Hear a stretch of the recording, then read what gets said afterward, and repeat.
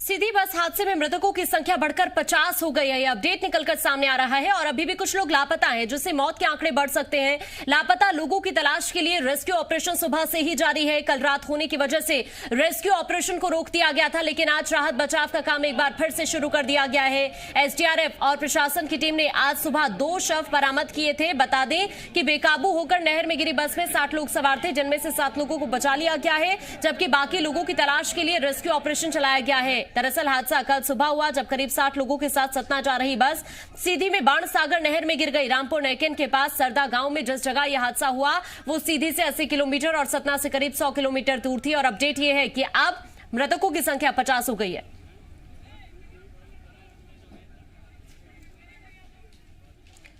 और ज्यादा जानकारी के लिए हमारे संवाददाता संजय हमारे साथ जुड़ चुके हैं लाइव। संजय, क्या कुछ अपडेट है फिलहाल रेस्क्यू ऑपरेशन को लेकर?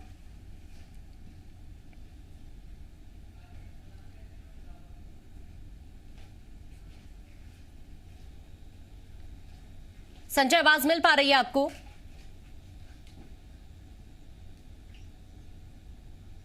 शायद संजय तक आवाज नहीं पहुंच पा रही है, लेकिन आपको यह बता दें कि देखिए अब मृतकों की संख्या 50 हो गई है। एक के बाद एक ये आंकड़ा बढ़ता हुआ।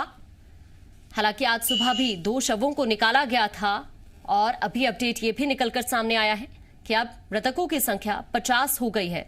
लगातार यह आंकड़ा बढ़ता हुआ, रेस्क्यू ऑपरेशन लगातार जारी है। अब इसी कड़ी में आपको ये जानकारी दे दें कि मृतकों की संख्या अब 50 हो गई है। आज सुबह से अभी तक कुल मिलाकर 3 शव मिल चुके हैं। कल रात में हालांकि रेस्क्यू ऑपरेशन को रोक दिया गया था, लेकिन आज सुबह फिर से रेस्क्यू ऑपरेशन शुरू किया गया। सुबह भी 2 शव मिले और उसके बाद अभी एक और शव बरामद हुआ है। कुल मिलाकर आज 3 शव अभी तक बरामद किए जा चुके हैं।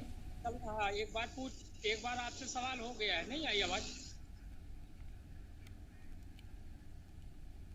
रामचरितमानस में लिखा है, परहत सरस धर्म नहीं भाई, यानी परोपकार से बढ़कर कोई उत्तम कर्म नहीं। मानस की चौपाई की पहली पंक्ति का इस्तेमाल मध्य प्रदेश के मुख्यमंत्री शिवराज सिंह चौहान ने शिवरानी के लिए किया है, जिन्होंने सीधी में हुई दुर्घटना में अपनी जान की परवाह न करते हुए 2 लोगों की जान बचाई।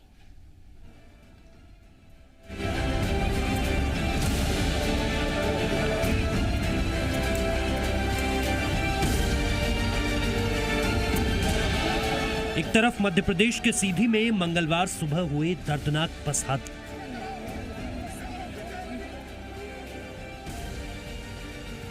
इस हादसे में कई और लोगों की जान जा सकती थी अगर शिवरानी लुनिया और उनकी मदद करने के लिए आसपास के और लोग न पहुंचे हो। शिवरानी लुनिया और उनके साथ मदद के लिए पहुंचे लोगों ने 9 लोगों को इस नहर से निकाला और उनकी जान बचाई। हम लोग घर में थे, यहाँ से गाड़ी गई तो अपना वहीं पर कहीं वहाँ से गिर गई, तो हम लोगों ने देखा, जैसे गिर गई तो हम लोग यहाँ से दौड़े, फिर वहाँ नहर में कूदे, हम लोग निकाले उनको। कितने लोगों को निकाला तुम लोगों ने? हम लोगों ने 9 लोगों को निकाला।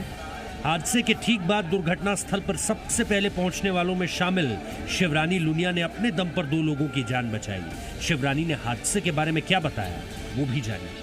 साथ में भैया लोग थे, 4-5 लोग थे भैया। आपने किसको बचाया था? मैंने एक लड़की को बचाया है और एक पुरुष थे उनको। 2 लोगों को आप बाहर निकालते हैं? हाँ, आपसे? हाँ। मध्य प्रदेश में हुई इस घटना के बाद साहस का पर्याय बन गई हैं शिवरानी लुनिया, जिनके बेजोड़ साहस को मध्य प्रदेश के मुख्यमंत्री शिवराज सिंह चौहान ने भी सलाम किया।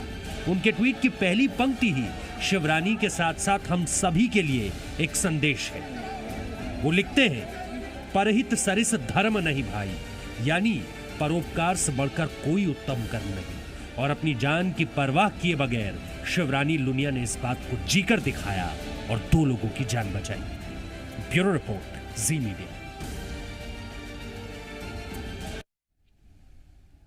एक बार फिर से हमारे संवाददाता संजय हमारे साथ लाइव जुड़ चुके हैं। संजय, क्या कुछ अपडेट फिलहाल रेस्क्यू ऑपरेशन को मिल रहा है लेकर?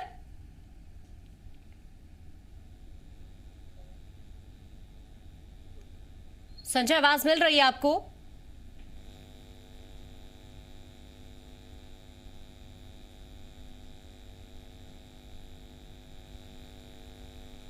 शायद कोई टेक्निकल इशू है, हम फिर से जुड़ने की कोशिश करेंगे। लेकिन बड़ा अपडेट ये कि मृतकों की संख्या 50 हो गई है।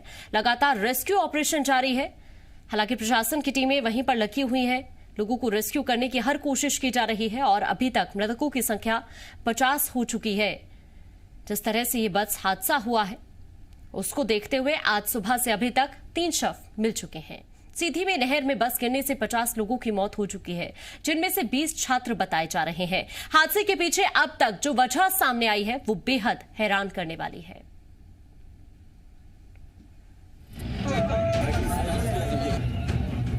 मध्य प्रदेश के सीधी में हुए भीषण सड़क हादसे के पीछे जो शुरुआती वजह बताई जा रही है वो हैरान करने वाली है।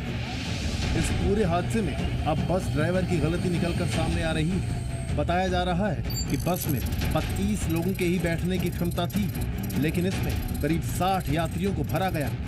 ये बस सीधी से सतना जा रही थी, इसके लिए इसका रूट है छुइया घाटी होते हुए, परंतु वहाँ जाम था, कोई बलकर पलट गया था, तो ये उसने ये रास्ता निकाला। सीधे काफ़ी तेज़ बह रही जो अपनी नहर है उसमें गिरी है। नहर काफ़ी गहरी है। उसके बाद जब रेस्क्यू ऑपरेशन हम लोगों ने चलाया, विदिन 3 to 4 आवर में हमने पूरी बस को बाहर निकाला।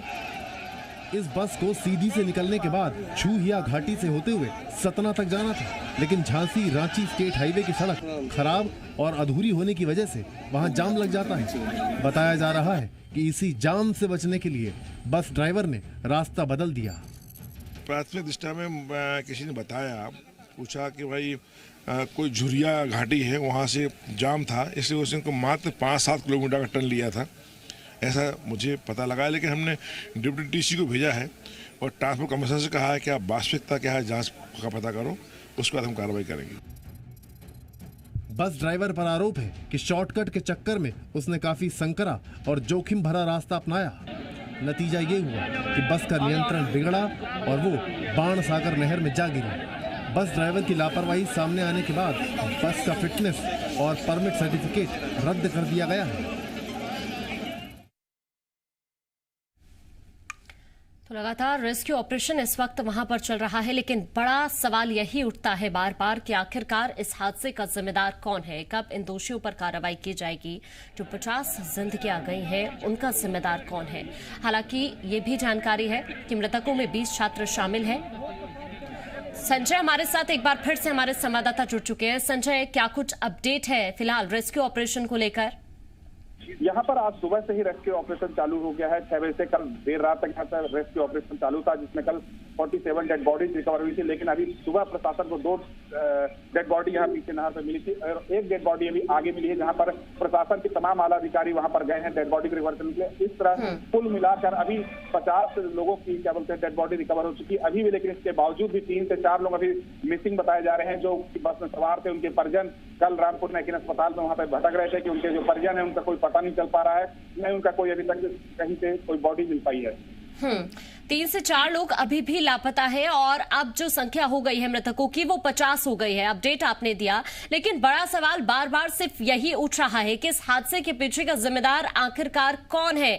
और यही सवाल इसीलिए भी उठ रहा है क्योंकि जिन लोगों ने अपनी जिंदगी गंवा दी है इस हादसे में, उनके परिजनों का आप देखिए क्या कुछ हाल है वहां पर। और सबसे बड़ी बात, भले ही सरकार की तरफ से मुआवजे का ऐलान किया गया हो, लेकिन उन परिजनों से अगर पूछी जाए तो उन पर क्या बीत रही है ये हर कोई नहीं समझ पाएगा। लेकिन वाकई बहुत दुखद घटना, और सबसे बड़ा सवाल यही है कि जिम्मेदार कौन।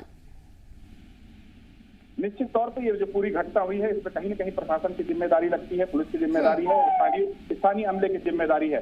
कहीं न कहीं पे अगर ये जो हमारे बगल से यहाँ पे जो घाट जाता है, अगर इस घाट पे जाम नहीं लगा रहा था, जिस तरह से आज यहाँ पे पुलिस ने प्रशासन ने व्यवस्था करके रखी है, घाट को तमाम जगह पे पुलिस जाम को खुला के रखी है, खुला हुआ। अगर यही घटना के पहले किया होता पुलिस ने, जाम जो पिछले 3-4 दिनों से लगातार घाट में जाम था, तो इसको हटा दिया होता, तो जो हमारे पीछे सामने वाला रास्ता है, तो जो बस अपना जो उसका निश्चित रूट था उसको डाइवर्ट करके इस रूट से नहीं जाता और न ही बस नहर में समाती, न ही 50 लोग जो अकाल मृत्यु नहर में समा गए हैं उनकी जिंदगी बच जाती। ठीक है, शुक्रिया आपका संजय तमाम जानकारी पहुंचाने के लिए। अपडेट्स हम आपसे लेते रहेंगे, लेकिन बड़ा अपडेट यही है कि अब मृतकों की संख्या बढ़कर 50 हो गई है। 3 से 4 लोग अभी भी लापता बताए जा रहे हैं।